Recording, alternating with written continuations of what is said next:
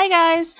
Okay, so I'm not going to waste a whole bunch of time at the beginning of this by apologizing for how long it's been since I did a video. I'm just going to say I'm really sorry, I missed you guys, but I'm back now, and I'm going to do this update video a little differently. I decided to break the books I wanted to talk about into 3 different categories: the good, the bad, and the ugly.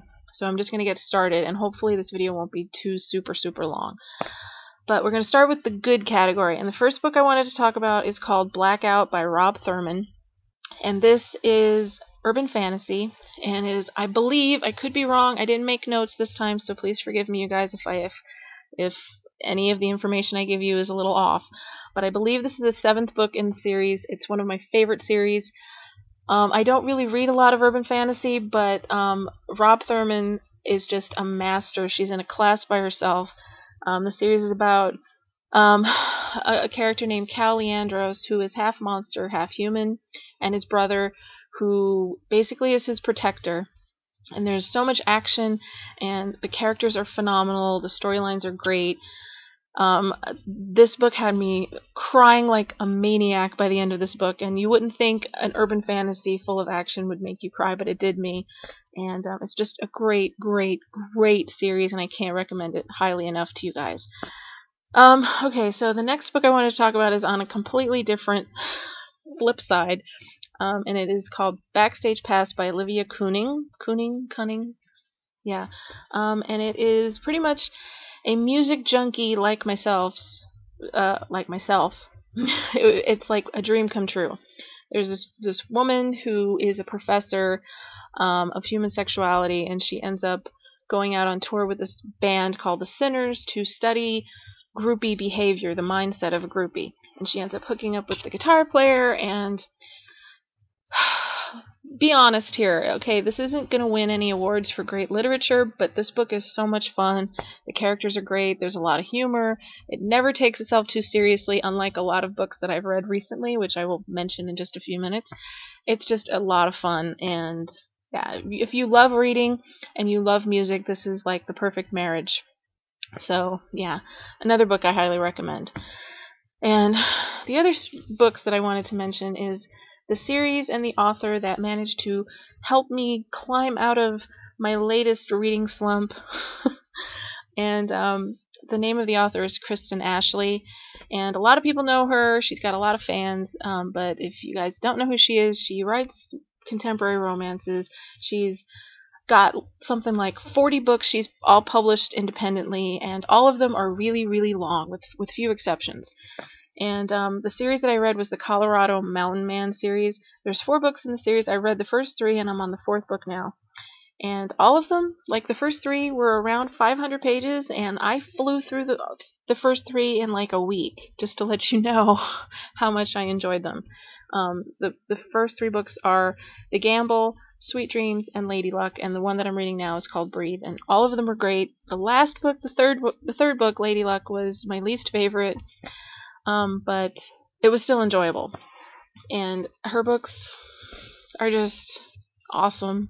Again, they're not going to win any literary awards, but they're just fun, and the characters are great, and the secondary characters are almost more entertaining than the main characters sometimes, which is always the sign of a good author.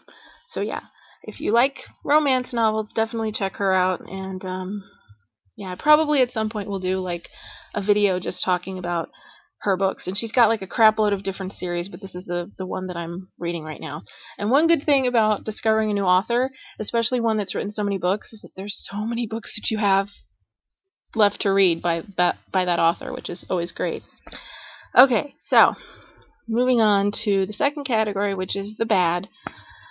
And the first book I wanted to mention, unfortunately, I feel really bad even having it in this category, but it's a novella. It's the Christmas novella by Jill Shalvis, her Lucky Harbor Christmas novella, which is called Under the Mistletoe. My first problem with it is that yes, it's a novella, but it's like super short even for a novella. I was really angry actually because it ended at 55%, and it was short to begin with, and then the remaining 45% was just previews for other books in the series. And then my other problem was that it was about the daughter of one of the characters from a previous book who all this time, everybody sort of thought she was going to end up with her boyfriend from Lucky Harbor, and it turns out she moved away and is with this other guy, but the old boyfriend is in the story, and it just didn't work. And I've read a lot of books by her, and unfortunately this was really the only one that I didn't like. So okay, then the other book in the bad category is called This Man by Jodi Ellen Malpas. Okay, so a lot of people read this book, and a lot of people absolutely loved it. Okay, this book is on my very short list of the worst books of 2012. And I will tell you briefly why. This is another 50 Shades sort of clone, and there are tons of them out there. This is definitely the worst, or one of the worst, I should say.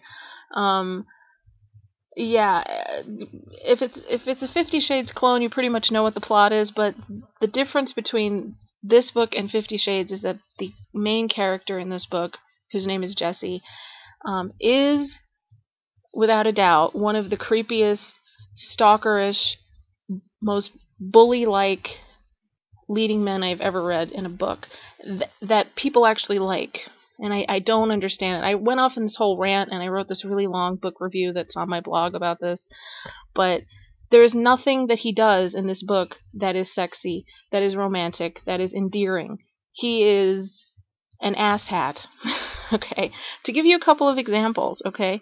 He is obsessed with this girl, and I don't remember the name of the female lead, yet again, which is a theme for me. I always seem to forget the female character names in books, but he's obsessed with her, and he stalks her.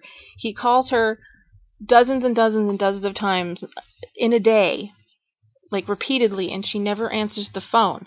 And instead of just like taking the hint and going away, he gets another cell phone and starts calling her from that cell phone so he can trick her into answering the phone with a different number. He shows up in the middle of the night, banging on her door, screaming on top of his lungs, telling her she has to let him inside. The first night that they spend together, she wants to go home. He physically restrains her from leaving. He physically prevents her from leaving his house. And then the next day, a couple of hours after she's finally able to go home, he calls her and starts screaming at her for not calling in and letting her know that she's home. Letting him know that she's home. Yeah, if anybody in real life started acting like that, his ass would be arrested like that, okay? I don't get it. Also, it was written by a woman from England, and it's an independent book, so there were a lot of, like, British-isms, I guess, that sort of lost me in translation. And, you know, a lot of the time I can sort of overlook that if I'm enjoying the book, but she constantly kept saying that his eyes, Jesse's eyes, were sludgy.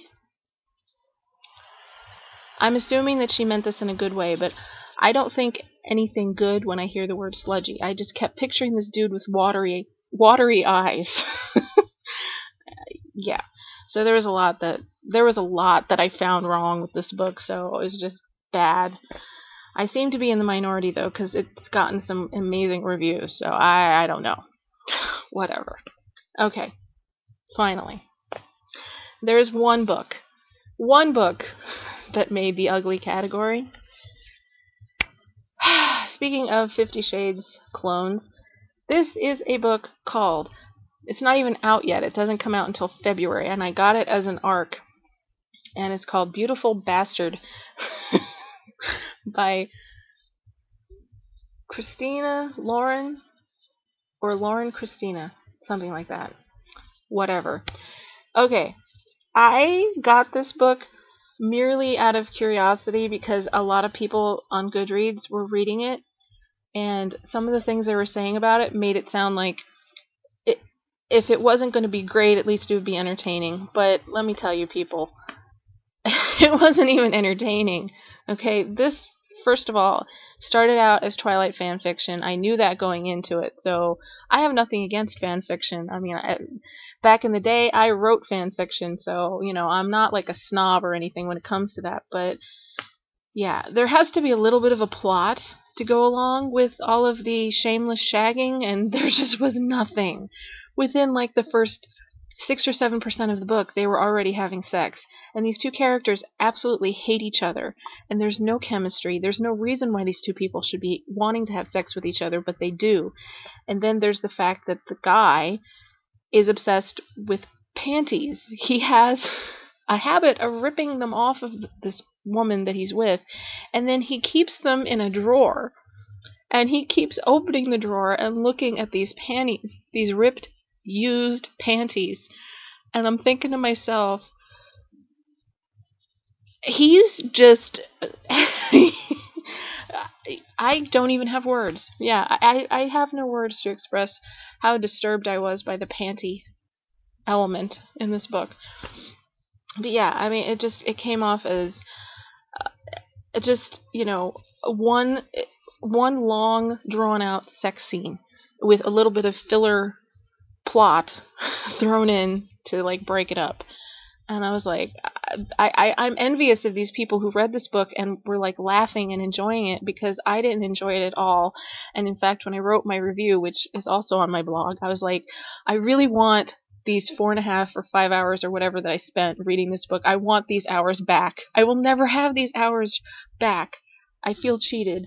And even though I got the book for free, I feel like I should sue them for restitution for making me read this book. Yeah, so at this moment, today, and it is the second week of December, this is the worst book that I've read in 2012. So it has that distinction. And I really, really hope I don't read anything that tops it. I hope it doesn't get any worse than that. Yeah, so there you have it. The good, the bad, and the ugly of the books that I've read since I last did a video. And, yeah, I hope this video wasn't too scatterbrained. And thank you guys so much for sticking with me, for staying subscribed. And a big shout out and hello to all my new subscribers. I really appreciate your support, and I will talk to you guys really soon. And I actually mean that, because one of my New Year's resolutions is to make sure I do these videos on a regular basis again. So anyway, bye.